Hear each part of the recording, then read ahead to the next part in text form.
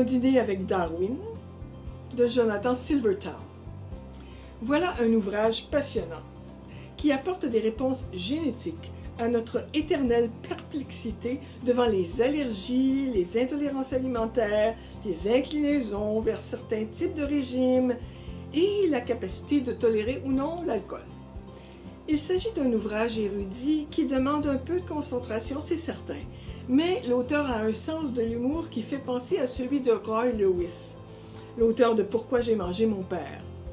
Le résultat est qu'au moment où vous alliez vous perdre parmi les gènes et leurs enzymes mutants, il rattrape joyeusement votre attention avec une phrase comme « C'est ainsi qu'ils, on parle ici des microscopiques ancêtres de la levure de bière, ont posé les fondations génétiques du business de l'alcool ainsi que d'un secteur rentable en boulangerie. »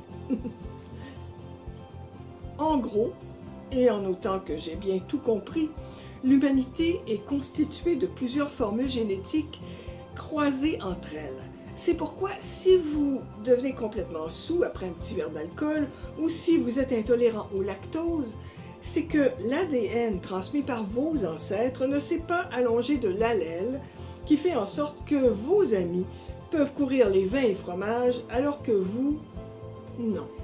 Nous sommes des animaux qui cuisinons.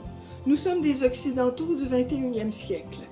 La nourriture du monde est à notre portée. Mais les ancêtres de la grande majorité d'entre nous sont venus de pays qui n'avaient pas autant de variétés. Ils étaient habitués à leur nourriture locale et à leurs recettes. L'évolution nous demandera encore beaucoup de temps pour que nos gènes puissent s'adapter complètement à ces viandes, végétaux et autres fruits de mer qui, eux aussi, ont évolué en plus d'avoir été souvent sélectionnés pour créer de l'abondance.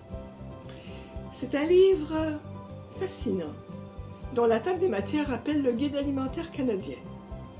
C'est une opinion à écouter et à méditer lorsqu'on parle d'organismes génétiquement modifiés. C'est une base de réflexion pour résoudre l'équation entre la population mondiale et la capacité de nourrir tout le monde. Un dîner avec Darwin, des cavernes aux cuisines, l'évolution dans nos assiettes. 320 pages. Jonathan Silvertown. La consommation dont vous êtes le zéro de Florence Léa Siri. Un beau petit livre, bien fait, qui traite d'un sujet grave, les mégatonnes de déchets que notre société de consommation produit.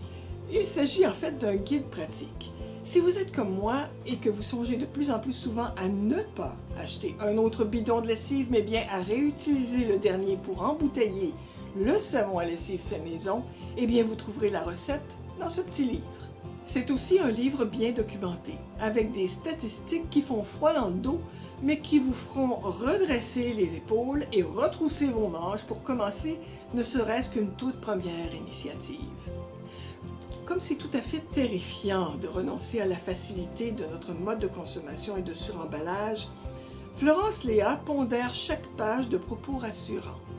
L'important est de changer ses habitudes un tout petit pas à la fois, d'admettre qu'on ne peut pas renoncer à certaines routines et de ne pas en faire une compétition avec le reste du genre humain, et puis de se féliciter aussi pour chaque petit geste posé.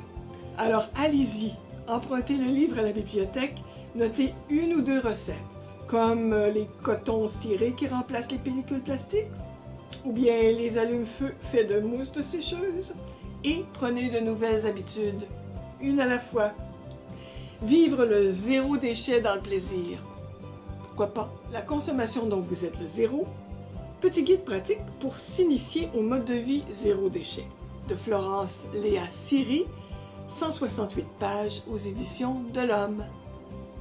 Vous pouvez emprunter ces livres dans une des bibliothèques du réseau Biblio de la Montérégie.